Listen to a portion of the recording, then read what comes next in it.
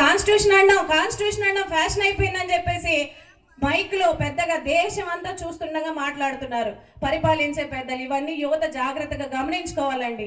ఇవన్నీ మనకి ఎలాంటివంటే ఇప్పుడు తెలియవు, తర్వాత తీవ్రమైన గోతులు పడబోతున్నాం. మనం పుస్తకాల్లో చరిత్రను మార్చేస్తున్నారు.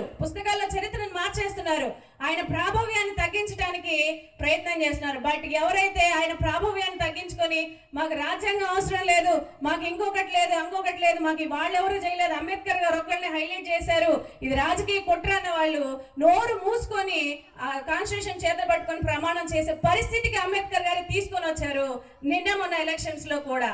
కాబట్టి మనం ఏమీ లేదండి, మనం చేయగలిగింది ఒకటి ఏంటంటే ఇప్పటికి కూడా మీరు ఏ ఆఫీస్కి వెళ్ళినా మనం ఏదో చూస్తుంటే అనుకుంటున్నాం అబ్బా మన వాళ్ళందరూ భలే చదివేస్తున్నారు, బాగా రాస్తున్నారు ఎగ్జామ్స్, బాగా అన్నిట్లో బాగుంటున్నారు అని.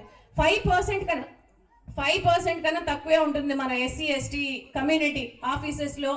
అంటే మామూలు పోస్ట్ లో కాదు, నువ్వు ఒకరిని శాసించే పోస్ట్ లో ఉండాలి, ఒకరు నీ కింద పనిచేసే పోస్ట్ లో ఉండాలి. అంటే నువ్వు ఒక మంచి హయ్యర్ పొజిషన్ లో ఉన్నప్పుడు నీ చారిటీకి కానీ లేకపోతే నీ సర్వీస్ కానీ ఒక ఛాన్స్ ఉంటుంది అనమాట. అలాంటి పొజిషన్ లోకి వెళ్ళడానికి మీ పిల్లల్ని మోటివేట్ చేయండి.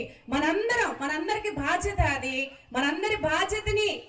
మనందరికి అలాంటి బాధ్యతని ఇచ్చినటువంటి డాక్టర్ బిఆర్ అంబేద్కర్ గారి ఆశయాలను ముందుకు కొనసాగిస్తారని ఆశిస్తూ నాకు ఇచ్చిన ఈ అవకాశాన్ని కృతజ్ఞతలు తెలియజేస్తూ, ఎవరైనా హర్ట్ చేసి ఉంటే సారీ అండి, రియలిస్టిక్ సబ్జెక్టే చెప్పాను నేను. Thank you one and all.